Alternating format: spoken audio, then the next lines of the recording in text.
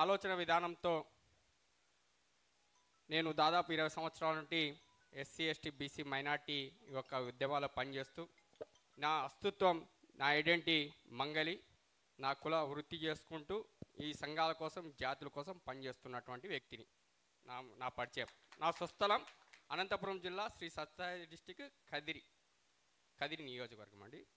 మరి ఏదైతే భారత చైతన్య యువజన పార్టీ వ్యవస్థాపక అధ్యక్షులు అన్నగారు రామచంద్ర యాదవ్ గారు మరి సుదీర్ఘమైనటువంటి ఓ లక్ష్యాన్ని ఎంచుకున్నారు.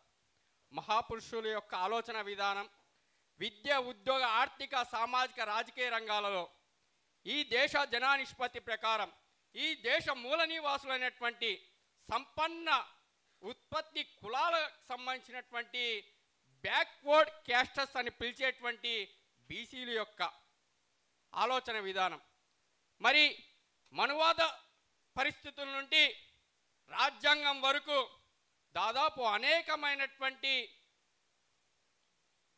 మన యొక్క ఏదైతే సోదర సోదరీమణులు ఆ రోజు మనవాద సంస్కృతిని మనం ఒకసారి ఆలోచిస్తే చదివితే నాలుగు కోసేటువంటి పరిస్థితులు, వింటే చెవులో సీసం పోసేటువంటి, చూస్తే కళ్ళు పొడిచేటువంటి పరిస్థితుల్లో మహాపురుషుల యొక్క ఆలోచన విధానం మన యొక్క పూలే గారి యొక్క స్ఫూర్తిదాయకంగా మహిళలకు కూడా విద్య ఉద్యోగాలు అవకాశం రావాలని గొప్ప సంకల్పం చేసినటువంటి మహాత్ముడు. మరి ఆయన్ని గురువుగా భావించినటువంటి బాబాసాహెబ్ అంబేద్కర్ గారు మన యొక్క దేశంలో స్వాతంత్రం వచ్చిన తర్వాత 1954లో ఓటు అనేటువంటిది ఒక ఆయుధంగా మనకిచ్చారు. ఆ ఓటును మనం ఏం చేస్తున్నాం? కేవలం 500కో 2000కో 3000కో అమ్ముడుపోతున్నటువంటి పరిస్థితి. అది అమలు చేసినటువంటి ఆ ఆలోచన విధానం మనవాద పార్టీలు అయినటువంటి ఇప్పుడు ఈ రాష్ట్రంలో ఉన్నటువంటి టీడీపీ వైసీపీ పార్టీలకి, కాంగ్రెస్ పార్టీ బీజేపీ పార్టీ కూడా మినహాయింపు కాదు, అవి కూడా భాగస్వామ్య పార్టీలు, రాజ్యాధికారము రుచి చూసినటువంటి పార్టీలు. మరి ఇదంతా స్పష్టపలికి మన ఓటు అనేటువంటి మనం ఎలా చేసుకోవాలనేటువంటి ఆ సబ్జెక్ట్లో మనం మాట్లాడాల్సినటువంటి అవసరం ఉంది. రాజ్యాధికారం అనేటువంటిది ఎక్కడ ఉంటుందో ఒకసారి చెప్పండి. ఇక్కడికి వచ్చినటువంటి మేధావులకు అందరూ అడుగుతున్నా, ఎక్కడ ఉంటుంది రాజ్యాధికారం? ఓటు ఎక్కడొస్తుంది? బూతు లెవెల్లో రాజ్యాధికారం మన చేతుల్లో ఉంది. ఆ బూతు లెవెల్లోకి పోయేటువంటి పరిస్థితుల్లో ఆ బూతులోకి వెళ్ళేటువంటి వ్యక్తికి మన సరైన నిర్ణయాత్మకమైనటువంటి మాట చెప్పి ఆ ఓటును మలుచుకునేటువంటి అవసరము మన మీద ఉంది. గంటల కొద్ది ఉపన్యాసాలు కాదు, ఓటుని ఆయుధంగా మలిచేటువంటి, ఓటు గొప్ప ఆయుధంగా వచ్చినటువంటి మహాపురుషుడు బాబాసాహెబ్ అంబేద్కర్ యొక్క ఆలోచన విధానంలో నడచాల్సినటువంటి అవసరం ఉంది. మరి యొక్క ఆలోచన విధానం ఈ రాష్ట్రంలో ఈ దేశంలో తీసుకొచ్చినటువంటి వ్యక్తి ఒక్కడే ఒక్కడు. ఆలోచన విధానం కార్యాచరణ చేసినటువంటి మహాత్ముడు మాన్య కాన్సీరామ్ గారు. మరి మన రాష్ట్రానికి వస్తే యూపీ తర్వాత ఏపీ అన్నారు. ఏపీలో ఏమైంది ఒకసారి మనం ఆలోచించుకోవాల్సినటువంటి అవసరం ఉంది. కేవలం మనం మాటలకే పరిమితం అవుతున్నాం. విద్య, ఉద్యోగ, ఆర్థిక, సామాజిక, రాజకీయ రంగాలలో ఈ పార్టీలు అణగారిపోయినటువంటి అన్యాయం అవుతున్నటువంటి మనవారి మీదే ఇప్పుడు చెప్పారు. 1000 మంది రిజర్వేషన్లు జైళ్ళల్లో మన వాళ్ళు లెక్కేసుకుంటున్నారని.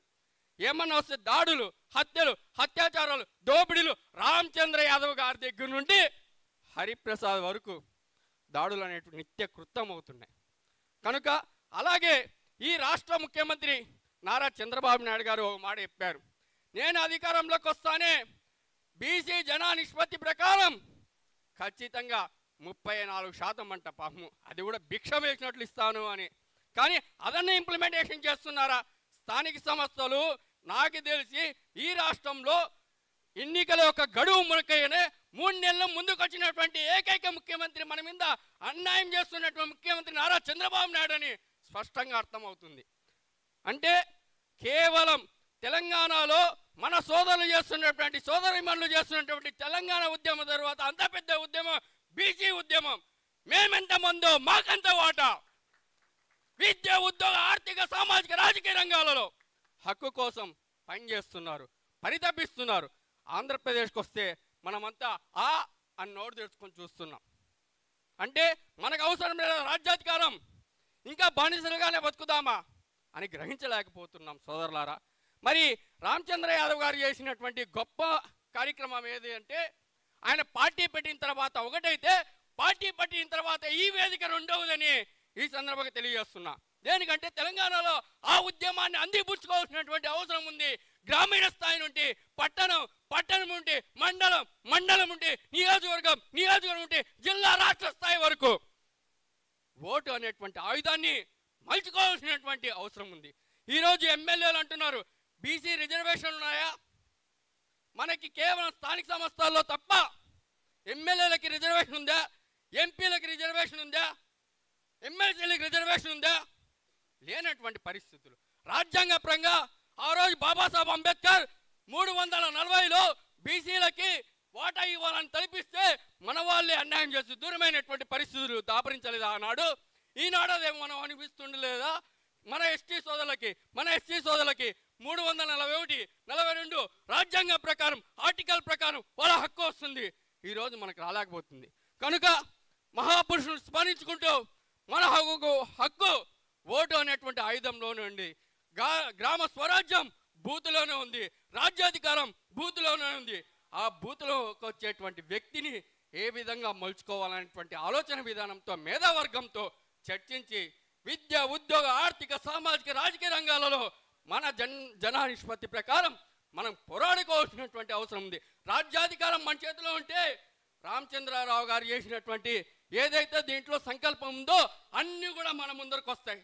ఆయనే ముఖ్యమంత్రి అయితే ఇది గ్రహించాల్సినటువంటి అవసరం ఉందని ఈ సందర్భంగా తెలియజేసుకుంటూ, నాకు ఈ అవకాశం ఇచ్చినటువంటి పెద్దలకి, సోదరిమణులకి, రామచంద్ర యాదవ్ గారికి, పూర్ణచంద్రరావు గారికి, మేధావులకి అందరికి కూడా ఉద్యమ అభినందనలు. జై భీమ్, జై బాబాసాహెబ్ అంబేద్కర్, జై మహాత్మా పూలే.